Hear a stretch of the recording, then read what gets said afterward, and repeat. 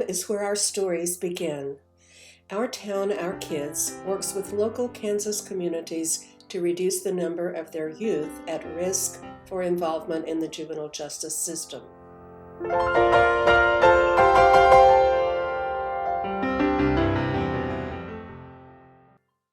Hi, I'm April Terry, a partner on the OTOK project, and I'm here to talk about youth and trauma. This presentation will provide you with basic information on defining trauma and the different types of trauma, while also incorporating some statistics to provide further context on this topic. Separate videos will include specific information on trauma, such as the impact trauma has on the developing brain and trauma-informed care. As defined by the Substance Abuse and Mental Health Services Administration, or SAMHSA, trauma refers to experiences that cause intense physical and psychological stress reactions.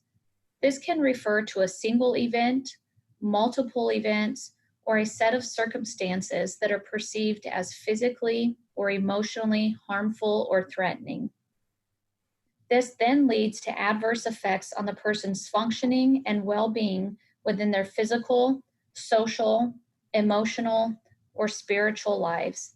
Trauma can also affect individuals, families, groups, communities, specific cultures, and even generations.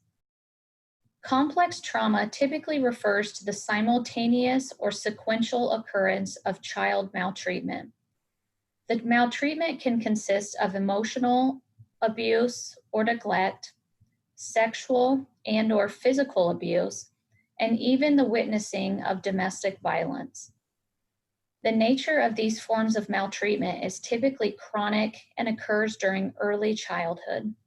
Complex trauma usually has long-term consequences that are wide-ranging in nature and invasive. Approximately 60% of youth have been exposed to violence, with about 10% being injured due to their exposure. Trauma may also occur as a product of different forms of stigmatization, such as racism, incarceration, and sexual orientation. It was not until the 1990s that medical professionals began to look at the connection between complex childhood trauma and health outcomes. Adverse childhood experiences, or ACEs, are described as stressful or traumatic events which include abuse and neglect. The first ACE study was conducted in 1998 by the Center for Disease Control and Prevention and Kaiser Permanente. With this adult population, they revealed that the more traumatic events one is exposed to, the greater the risk for chronic health conditions and health risks later in life. At that time, 10 forms of childhood adversity were identified as being correlated to chronic disease in adulthood. This led to the grouping of the ACEs into 3 general categories: abuse, neglect, and household dysfunction. Overall, researchers found that as ACE score increased, so did risk. ACEs are strongly related to the development of youth, as well as a range of health-related problems throughout the lifespan. SAMHSA's 2017 research demonstrated a strong relationship between one's ACE score, substance use disorders, and behavioral problems. ACEs can also create dangerous levels of stress that inhibit healthy brain development and increase other unhealthy behaviors. Sadly, between 75 to 90% of youth in the juvenile justice system have experienced trauma. For many, especially girls, this leads to an abuse to prison pipeline. Many times, a youth's response to trauma is criminalized. As one example, girls with a sexual abuse history are 3 times more likely than boys to become chronic adult offenders, and girls with a physical abuse history are 6 times more likely to be habitual offenders. Juvenile justice involved youth with exposure to multiple adverse and negative events have an increased risk to reoffend.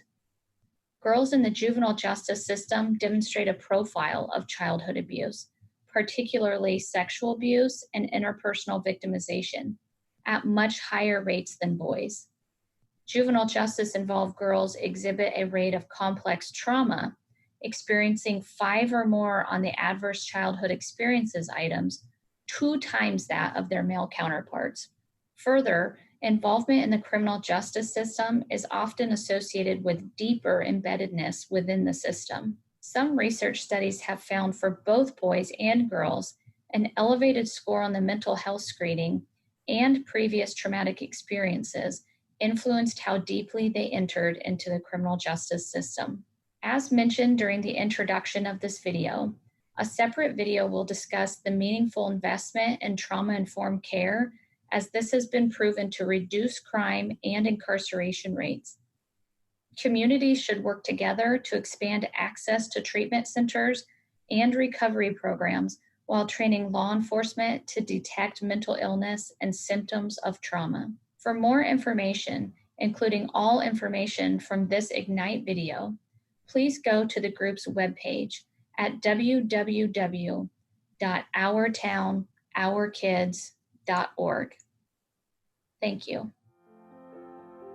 Our Town, Our Kids is a pilot project funded through the Kansas Department of Corrections, Kansas Advisory Group, and the Office of Juvenile Justice and Delinquency Prevention.